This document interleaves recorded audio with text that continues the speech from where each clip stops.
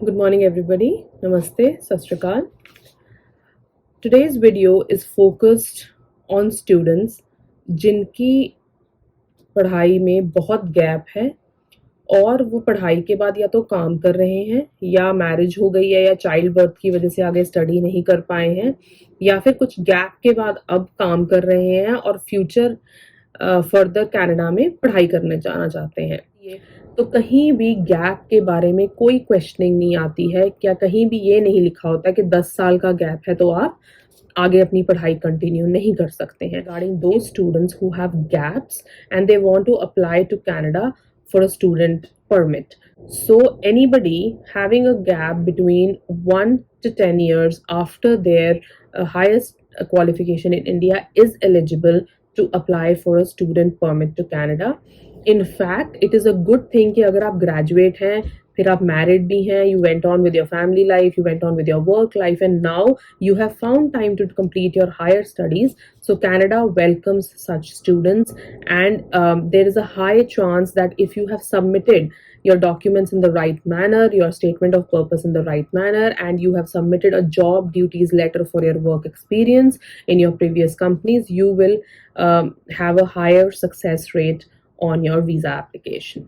2015 में समझ लीजिए आपने ग्रेड 12 अपनी कंप्लीट की है फ्रॉम इंडिया, फिर 2015 टू 2017 आपने कुछ नहीं किया है। Another thing, whenever you are submitting a file with a work experience of like 4 or 5 years, आपके पास इतना वर्क एक्सपीरियंस है, एक बहुत ही important चीज़ है। Now I have students who come to me saying that we have a 5 years gap, we have a 10 years gap। तो अब अगर हम स्टडी करने जाएंगे, फॉर एग्जाम्पल अगर किसी की मैरिज हो गई है या किसी की आपके there has been a demise of a loved one, या चाइल्ड बर्थ है, या एंट्रेंस एग्जामिनेशंस हैं, या कोई भी मेडिकल इशू, तो बहुत से ऐसे स्टूडेंट्स या क्लाइंट्स हैं जो हमारे पास आते हैं और उनको ऐसा लगता है कि अगर हमारा स्टडी गैप है, विच मीन्स आपका गैप है आपकी पढ़ाई के बाद, या अगर आप काम कर रहे हैं 5, 6, 7 या 10 सालों के लिए आपकी पढ़ाई के बाद, तो आप कनाडा में आगे फर्दर स्टडीज के लिए नहीं जा सकते हैं।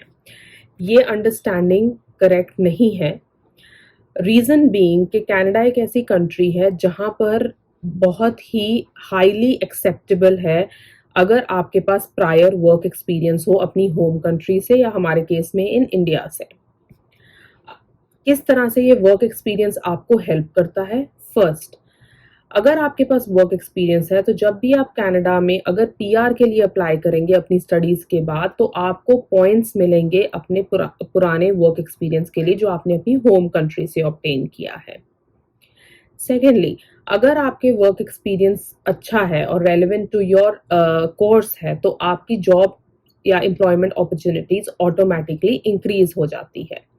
Secondly, you also become more skill oriented, जिसकी वजह से इंटरव्यूज क्लियर करना आपके लिए इजी होता है कंपेयर टू योर कॉम्पिटिटर्स और पीयर्स इन योर क्लास।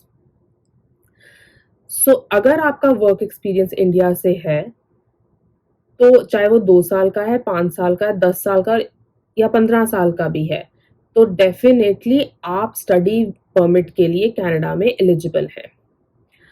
अगर आपको ये डाउट है कि मेरा गैप इतना होने के बाद कनाडा में स्टडी परमिट पे मेरा रिफ्यूज़ल आ सकता है, to justify your gap you need to provide relevant documents.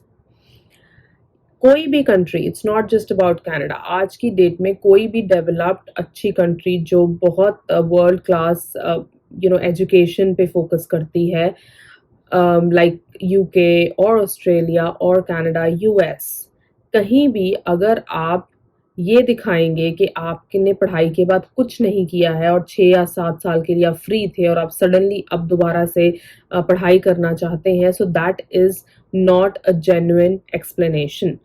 Because अगर आपने इतना स्टडी गैप डाला है और उसका कोई रीज़न ही नहीं है आपके पास, तो क्यों आप दोबारा से पढ़ने के लिए एलिजिबल है, या क्यों आप दोबारा अब जेन्युइनली पढ़ना चाहते हैं किसी और कंट्री में जाकर। तो अभी फर्दर हम बात करेंगे regarding different type of gaps that students can have. सबसे पहले हम बात करेंगे अगर आपका वर्क एक्सपीरियंस 1 to 5 years तक का है। सो फॉर एग्जाम्पल आपने 12th कंप्लीट करी और आपने ग्रेजुएशन की अपनी होम कंट्री से, उसके बाद आपके पास कुछ 1 से 5 साल का एक्सपीरियंस है। सो सबसे पहले पॉइंट नोट करिए कि आपको रेलेवेंट कोर्स चूज करना है टू योर वर्क प्रोफाइल। अगर आपका एक्सपीरियंस अप टू 5 years तक का है, like at least 4 to 5 years।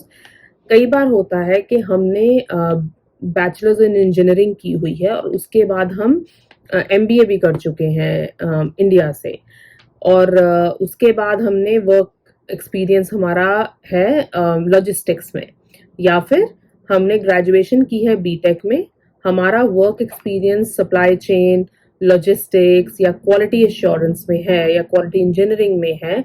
In that case आप मेक श्योर करें कि जो आपका चोजन कोर्स हो फ्यूचर, या तो वो कॉम्बिनेशन हो आपके एकेडमिक्स का, मतलब ग्रेजुएशन का प्लस वर्क प्रोफाइल का, या वो आपके वर्क प्रोफाइल से डेफिनेटली मैच करता हो। This will increase your chances of visa success.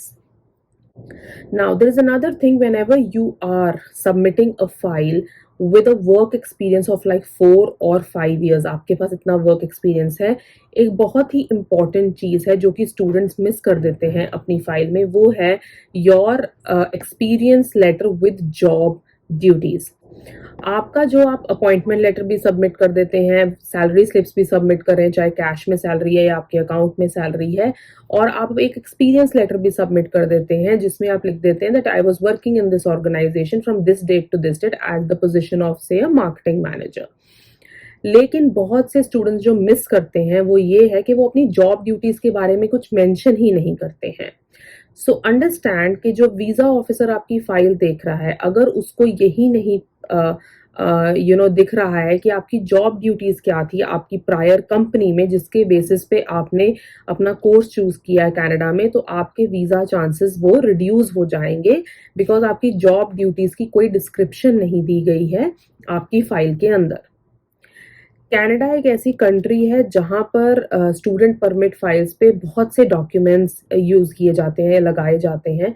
उसका रीजन ये है कि कनाडा में कोई इंटरव्यू कॉल नहीं आती है, इसलिए आपका डॉक्यूमेंटेशन सबसे ज़्यादा मैटर करता है, और स्पेशली अगर आपकी स्टडी के बाद वर्क एक्सपीरियंस है तो आप अपने डॉक्यूमेंट्स पे ज़्यादा अटेंशन दीजिए।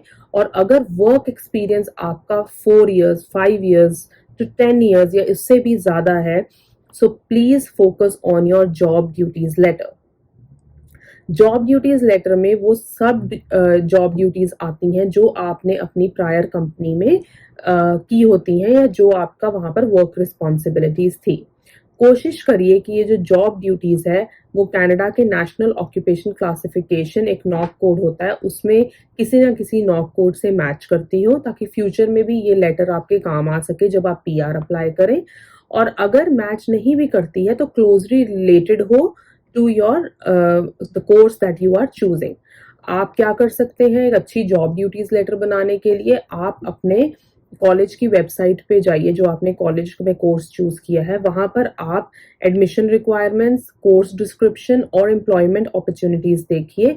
इस सब में आपको ये दिख जाएगा कि आप किस तरह की जॉब ड्यूटीज आपकी जो आप लिखेंगे अपनी प्रोफाइल में, अपनी एक्सपीरियंस लेटर पे, वो किस तरह से मैच करेगी आपकी चूजन कोर्स से। So please remember, submit a job duties letter whenever you are submitting a file which has a work experience of 3 to 5 to 10 years after their highest qualification from India.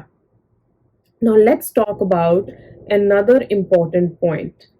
Now I have students who come to me saying that we have a 5 years gap, we have a 10 years gap, तो अब अगर हम study करने जाएंगे तो visa के क्या chances हैं या रिफ्यूज़ल के क्या चांसेस हैं।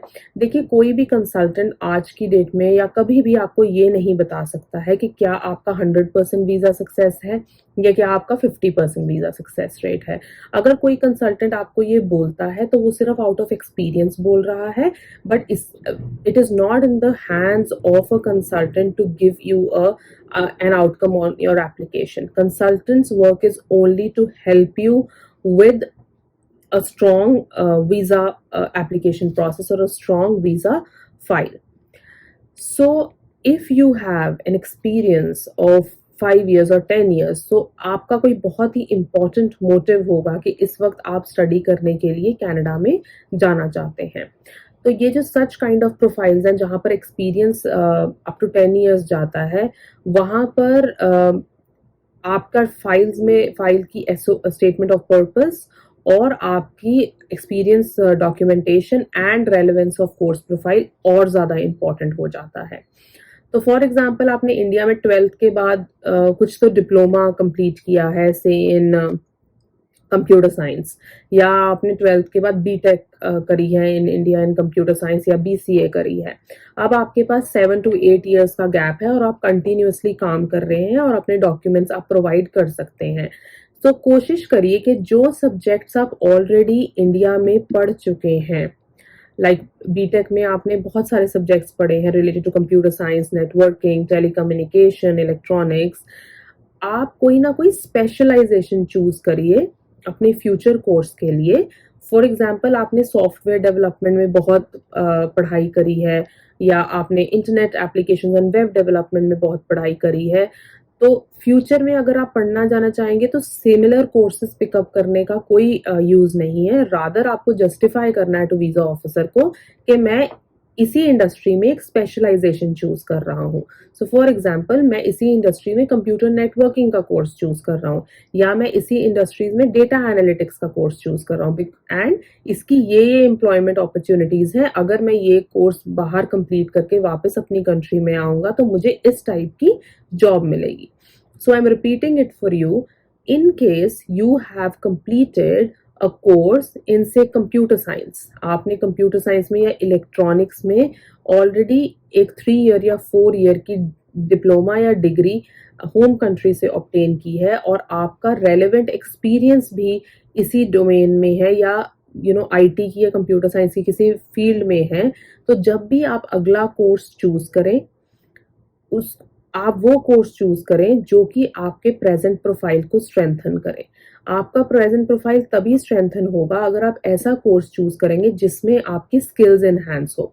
तो अगर आप पहले नेटवर्किंग पढ़ चुके हैं और अगर आप पहले सॉफ्टवेयर इंजीनियरिंग रिलेटेड कोर्सेज या सॉफ्टवेयर डेवलपमेंट रिलेटेड कोर्सेज पढ़ चुके हैं, सो प्रॉबेबली आप data sciences and data analytics related courses को चूज करने की कोशिश करिए।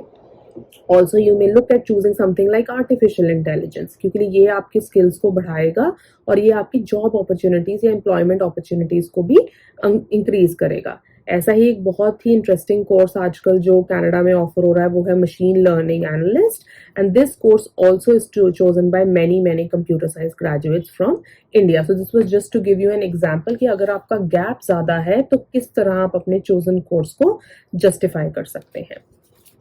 Further, we will move on to another kind of gap.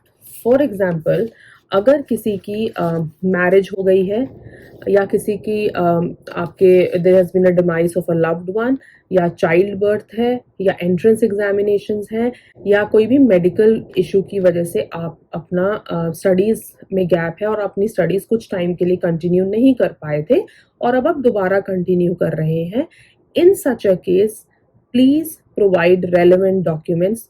Kindly उस गैप को कवर करने के लिए कोई ऐसे फोर्ज डॉक्यूमेंट्स आप सबमिट मत करिए कैनेडियन हाई कमीशन को जिसकी वजह से आपका केस वीक हो। इनफैक्ट आप स्टेटमेंट ऑफ पर्पस अपनी ऐसे बनाइए जिससे कि आप इजीली जस्टिफाई कर सकें कि आपकी पुरानी पढ़ाई और अब की पढ़ाई में जो 2 या 3 साल का गैप है उसका क्या रीज़न है और उस टाइम पे आप क्या कर रहे थे। तो अगर वो रीज़न जेन्युइन होगा, so the visa officer will understand that there was a reason why you could not continue your studies in India, और अब जब आप फ्री हुए हैं या जब आप रेडी हैं to continue your higher studies, you have chosen Canada as your study destination. So kindly make note of this as well.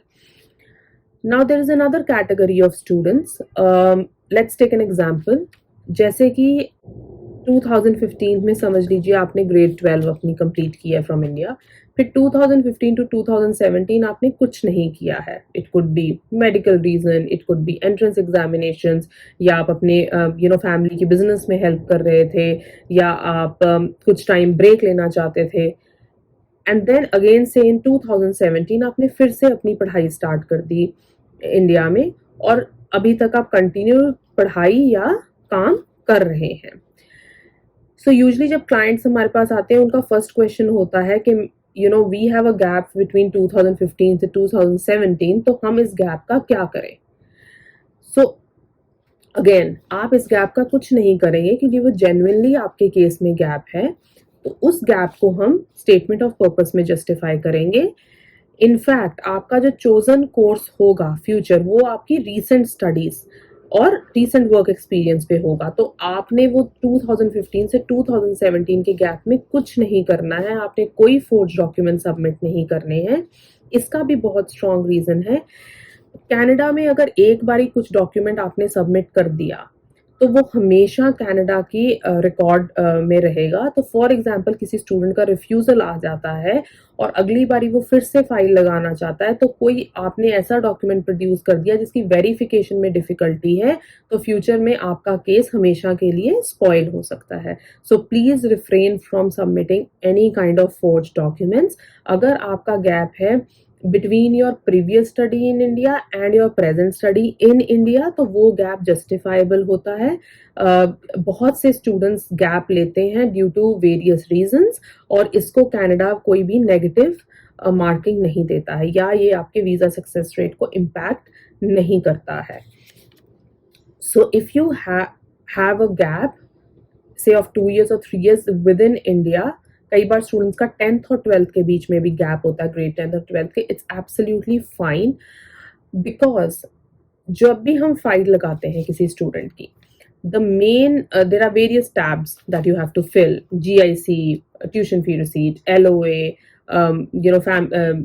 your financials and your medical, so many tabs we fill up. But I don't know how many of you have actually studied the CIC website. जहाँ तक आपके education की बात आती है, सिर्फ recent transcripts मांगी जाती है, recent transcripts of your highest qualification. और अगर आप ध्यान से स्टूडेंट परमिट एप्लीकेशन फॉर्म भी खोल के देखेंगे तो वहाँ भी सिर्फ डिटेल्स आपके हाईएस्ट लेवल ऑफ क्वालिफिकेशन की मांगी जाती है, वो भी post secondary if you have any. So you do not need to worry about your 10th, grade 10th or grade 12th. What you need to worry about is only and only your recent study and recent work experience. Yes, there is a catch here that sometimes कुछ universities और colleges आपके grade 10th और 12th के marks देखते हैं in spite of having a good grade in bachelor's, but this is only to do with your letter of acceptance. However, जहाँ तक High Commission, Canadian High Commission का question है, they are looking and expecting you to submit your recent transcripts of your highest qualification. इसलिए 10th और 12th के बीच में gap है या 12th और graduation के बीच में इंडिया में गैप है, प्लीज उसको सिंपली स्किप करें. अगर उस टाइम पे आपने कुछ सर्टिफिकेशंस करी हैं इन IT, इन अकाउंटिंग, या कोई ट्रेनिंग ली है, तो आप उस ट्रेनिंग को अपनी फाइल में शो कर सकते हैं. So these are some important categories that I wanted to discuss with you regarding those students who have gaps and they want to apply to Canada for a student permit. So anybody having a gap between 1 to 10 years after their highest qualification in India is eligible to apply for a student permit to Canada. अगर आप कभी भी Canadian high commission की website या IRCC की website देखेंगे which is www.cic.gc.ca, तो कहीं भी गैप के बारे में कोई क्वेश्चनिंग नहीं आती है। क्या कहीं भी ये नहीं लिखा होता कि 10 साल का गैप है तो आप आगे अपनी पढ़ाई कंटिन्यू नहीं कर सकते हैं। In fact it is a good thing कि अगर आप ग्रेजुएट हैं, फिर आप मैरिड भी हैं, you went on with your family life, you went on with your work life, and now you have found time to complete your higher studies. So Canada welcomes such students, and there is a high chance that if you have submitted your documents in the right manner, your statement of purpose in the right manner, and you have submitted a job duties letter for your work experience in your previous companies, you will have a higher success rate on your visa application. So this was regarding today's video, and in case you have any questions related to work experience or gaps in your studies, kindly feel free to just drop in a WhatsApp to us or email us at #learnings@gmail.com. And if there are any questions related to how to choose the right knock or job duties, we can help you with that as well. But the best way to do any research regarding your knock codes or job duties is to visit www.cic.gc.ca. So thank you very much for watching the video today, and stay live updated for more videos from our end.